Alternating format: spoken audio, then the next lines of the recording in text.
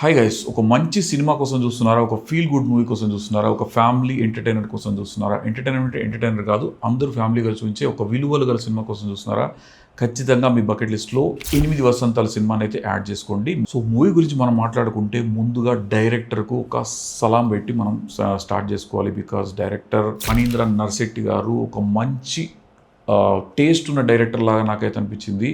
తనకు ఒక full clarity ఉన్న ఒక సబ్జెక్ట్ మీద ఎంత క్లారిటీ ఒక డైరెక్టర్కి ఉండాలో అంత క్లారిటీ ఉంది. అప్పుడే ఆ స్క్రీన్ ప్లే అలాంటివన్నీ సాధ్యమవుతాయి, ఇలాంటి వండర్స్ సాధ్యమవుతాయి అనిపించింది నాకు. సినిమాటోగ్రాఫర్ కూడా అసలు సినిమా మొత్తాన్ని అంటే మనల్ని ఒక డిఫరెంట్ ఇప్పుడు అవతార్ సినిమా చూసినప్పుడు మనకు ఒక డిఫరెంట్ వరల్డ్లోకి తీసుకెళ్తారు కదా. సో అలాగే ఈ మూడ్లోకి మనల్ని తీసుకెళ్ళిపోయాడు. ఆ సినిమా మూడ్లోకి సినిమాటోగ్రాఫర్ ఆ కలర్ రీడింగ్ కానీ ఆ ఎడిటింగ్తో కానీ అలా తీసుకెళ్ళిపోయాడు. స్క్రీన్ ప్లే కూడా అద్భుతం. అండ్ మనం హీరోయిన్ గురించి మాట్లాడుకుంటే ఆ అమ్మాయి అనంతిక మార్షల్ ఆర్ట్స్ ఎక్స్పర్ట్స్ ఆమె. సో ఆ అమ్మాయిని తీసుకోవడానికి కూడా డైరెక్టర్ చాలా గ్రౌండ్ వర్క్ అయితే చేశారని విన్నాను నేను. చాలా సో ఇండియా మొత్తం తిరిగేసి ఒక మార్షల్ ఆర్ట్స్ పర్ఫెక్ట్స్ వచ్చిన అమ్మాయి తీసుకోవాలని చెప్పేసి చూశారు. ఎందుకంటే ఒక మార్షల్ ఆర్ట్స్ వస్తేనే సరిపోదు కదా, అమ్మాయికి పర్ఫార్మెన్స్ కూడా ఉండాలి, ఇవన్నీ ఉండాలి. సో ఇవన్నీ ఒక సమపాళ్ళలో ఇచ్చిన అమ్మాయి అనంతిక అని చెప్పుకోవచ్చు. అసలు ఆ అమ్మాయి పర్ఫార్మెన్స్కు అమ్మాయి ఏజ్కి 20 years ఏజ్ లోపల ఇంత పర్ఫార్మెన్స్ చేసిందంటే అసలు బ్యూటిఫుల్ పర్ఫార్మెన్స్. ఆ అమ్మాయికి ఖచ్చితంగా ఫ్యూచర్ అయితే ఉంది. మనం స్టోరీలోకి వెళ్ళాం అంటే స్టోరీ మొత్తం రివీల్ చేయడం నాకు ఇష్టం లేదు. బట్ ఇప్పటికి కూడా అంటే ఓటీటీలోకి వచ్చినా కూడా చూడని వాళ్లకు సినిమా చూస్తేనే ఆ ఫీల్ వస్తుంది. స్టోరీ అయితే రివీల్ చేయాలనుకోవట్లేదు నేను, కానీ అందులో ఉన్న ఎలిమెంట్స్ చెప్తాను.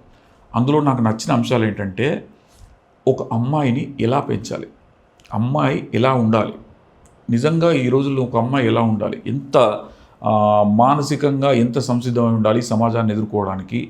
ఒక తండ్రి చనిపోయిన తర్వాత తన లైఫ్ని ఎట్లా లీడ్ చేసుకోవాలి, అట్లీస్ట్ ఒక లవ్ ఫెయిల్యూర్ అయిన తర్వాత ఎలా మూవ్ ఆన్ అవ్వాలి, లైఫ్ని ఎలా లీడ్ చేయాలి, అండ్ తనను తను ఎట్లా ప్రొటెక్ట్ చేసుకోవాలి, యాజ్ వెల్ యాజ్ అందరిని ఎలా తన చుట్టూ వాళ్ళని ఎలా ప్రొటెక్ట్ చేయాలి, ఎంత పద్ధతిగా ఉండాలి, ఇవన్నిటికీ నిర్వచనం 8 వసంతాలు సినిమా. మార్షల్ ఆర్ట్స్లో అమ్మాయి కనపడిన తీరు కానీ ఇవన్నీ కూడా ఎంత న్యాచురల్గా వచ్చాయంటే నమ్మడానికి. మనకు ఇప్పుడు ఒక హీరో 100 మందిని కొడితే మనం చూసేస్తుంటాం, కానీ ఒక అమ్మాయి జెన్యున్గా అమ్మాయి క్యారెక్టరైజేషన్ ముందు ఇచ్చి ఈ అమ్మాయి క్యారెక్టరైజేషన్ ఏంటి, ఈ అమ్మాయి ఎంత కేపబుల్ అని చూపించిన తర్వాత పెద్ద పెద్ద విలన్లను అమ్మాయి కొట్టేసినా కూడా అక్కడ మనం ఈ అమ్మాయి ఎంత ఇట్లా ఫైట్ చేసినా అనుకోకుండా న్యాచురల్గా అంత బాగుంది. సినిమా మీద చాలా కాంట్రవర్సీస్ కూడా వచ్చాయి.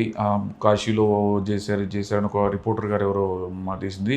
ఆ కాంట్రవర్సీ మన జోలికి వెళ్ళకుంటే టోటల్ ఓవరాల్గా సినిమాను చూస్తే ఆ సీన్ అక్కడ న్యాయం జరిగిందని చెప్పుకోవాలి.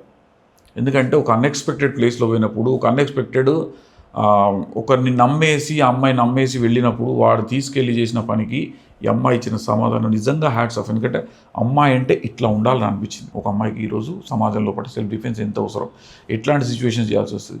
ఇంకొక ముఖ్యమైన పాయింట్ అంటే ఒక గురు శిష్యుల అనుబంధాన్ని ఇక్కడ చాలా బాగా చూపించాడు డైరెక్టర్. ఒక గురువు ఒక శిష్యురాల్ని నమ్మితే ఎంతవరకు నమ్మాలి, ఎంతవరకు నమ్ముతాడు, ఎంత ప్రాణం పెడతాడు, ఒక గురువు ఒక శిష్యురాల్ని తీర్చిదిద్దడానికి ఎంత ప్రాణం పెడతాడు అనేది గురువు ప్రకారం చూస్తే అంత ప్రాణం పెట్టిన గురువుకు ఈ అమ్మాయి ఎవరైతే స్టూడెంట్ ఉందో ఈ అమ్మాయి ఎంత కృతజ్ఞతగా ఉండాలి. ఏదో చేసామా, గురుదక్షిణ ఇచ్చామా ఇట్లా కాకుండా గురుదక్షిణ నిజంగా ఎలా ఇవ్వాలి. ఆ గురువు అంటే చనిపోయే పరిస్థితి వస్తుంది గురువుకు, అలాంటప్పుడు ఈ అమ్మాయి ఎంత సపోర్ట్ ఇచ్చింది. తర్వాత గురువుగారు చనిపోయిన తర్వాత అసలు ఎవరు చేయని సాహసం ఈ అమ్మాయి ఒకటి చేస్తుంది. అంటే ఒక గురు శిష్యుల బంధాన్ని అంత పర్ఫెక్ట్గా టచ్ చేశాడు డైరెక్టర్. మార్షల్ ఆర్ట్స్ గురించి మాట్లాడుకుంటే మార్షల్ ఆర్ట్స్ అనేది ఏదో గేమ్ వెళ్ళడానికో కంట్రీ కోసం రిప్రజెంట్ చేయడానికో మనం అనుకుంటాం. బట్ మార్షల్ ఆర్ట్స్ సెల్ఫ్ డిఫెన్స్లో ఎంతగా ఉపయోగపడతాయి మార్షల్ ఆర్ట్స్ అనేది. అంటే నాట్ ఓన్లీ కరాటే ఇవన్నీ నేర్పించాలని కాదు, అట్లీస్ట్ సెల్ఫ్ డిఫెన్స్ మన పిల్లలకు ఎంత అవసరం అనేది కూడా చాలా పర్ఫెక్ట్గా టచ్ చేశాడు. ఇందులో మైనస్ విషయానికి వస్తే ఒక్కటే మ్యూజిక్ అంటే బాగానే ఉంది, బట్ ఇంకా ఎక్స్ట్రాడినరీ బ్యాక్గ్రౌండ్ స్కోర్ కనుక ఇచ్చి ఇంకా మంచి మ్యూజిక్ డైరెక్టర్ కనుక చేస్తే ఇంకా చాలా బాగుంటుండేమో మూవీ అనిపించింది నాకు. అదొక్కటి మైనస్ అయింది. నేనైతే ఇంకా నెక్స్ట్ లెవెల్కి వెళ్తుండే మూవీ. థియేటర్లో బాగానే విన్నాను, అప్పుడు నాకు వెళ్ళడానికి టైం దొరకలేదు. బట్ ఓటీటీలో మాత్రం మిస్ కాకుండా చూడొచ్చు. ఇంకొక విషయం మీకు చెప్పాల్సింది, పిల్లలతో చూస్తే ఉంటుంది. ఎందుకంటే ఈ కాంట్రవర్సీస్ వినేసి రేప్ సీన్స్ ఉన్నాయి, అడల్ట్ మూవీ కాదు ఇది, అండ్ రేప్ సీన్స్ ఉన్నాయి కదా, పిల్లలతో చూడొచ్చా చూడకూడదా అని 100% సందేహం పెట్టుకోకుండా ఇంటిల్లిపాది హ్యాపీగా అంటే మీ ఎవరైనా యూత్ పిల్లలు ఉంటే కూడా వాళ్ళతో కలిసి చూడండి. వాళ్లకు కొన్ని పాఠాలు వస్తాయి, మీకు కొన్ని పాఠాలు వస్తాయి. ఎలా మెయింటైన్ చేయాలనేది కూడా అది కూడా చాలా పర్ఫెక్ట్గా చూపించారు. అన్ని సునిశ్చిత అంశాలే తను టచ్ చేసింది డైరెక్టర్ గారు. ఆ సునిశ్చితాంశాలను కూడా చాలా నిక్కచ్చిగా తను ఏదైతే స్క్రిప్ట్లో బాండింగ్ స్క్రిప్ట్లో అనుకున్నాడో అది 100% ఆన్ స్క్రీన్ పెట్టాడు అనిపించింది. ఆయనకు తగ్గట్టు సినిమాటోగ్రాఫర్ కూడా చాలా అద్భుతంగా తీశాడు మూవీని. కొన్ని చోట్ల డైరెక్షన్ చూస్తే అసలు ముచ్చటేస్తుంది.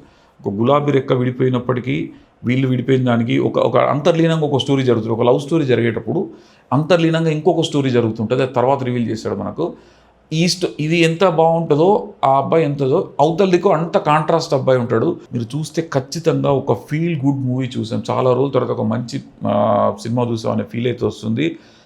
ఎన్ని అవార్డులు వస్తాయో నాకు తెలియదు కానీ ఖచ్చితంగా కొన్ని అవార్డ్స్ అయితే రావాల్సిన సినిమా. డైరెక్టర్ కష్టానికి వీళ్ళందరికీ రికగ్నేషన్ రావాలంటే ఖచ్చితంగా కొన్ని అవార్డ్స్ అయితే ఇవ్వాల్సిన సినిమా. కొన్ని కేటగిరీస్లో ఇందులో డినై చేయడానికి ఏం లేదు. సో చాలా పెద్దగా చెప్పాలని లేదు. అందరు మీ మూవీ చూడాలి, ఇందులో ట్రెండింగ్లోనే ఉంది.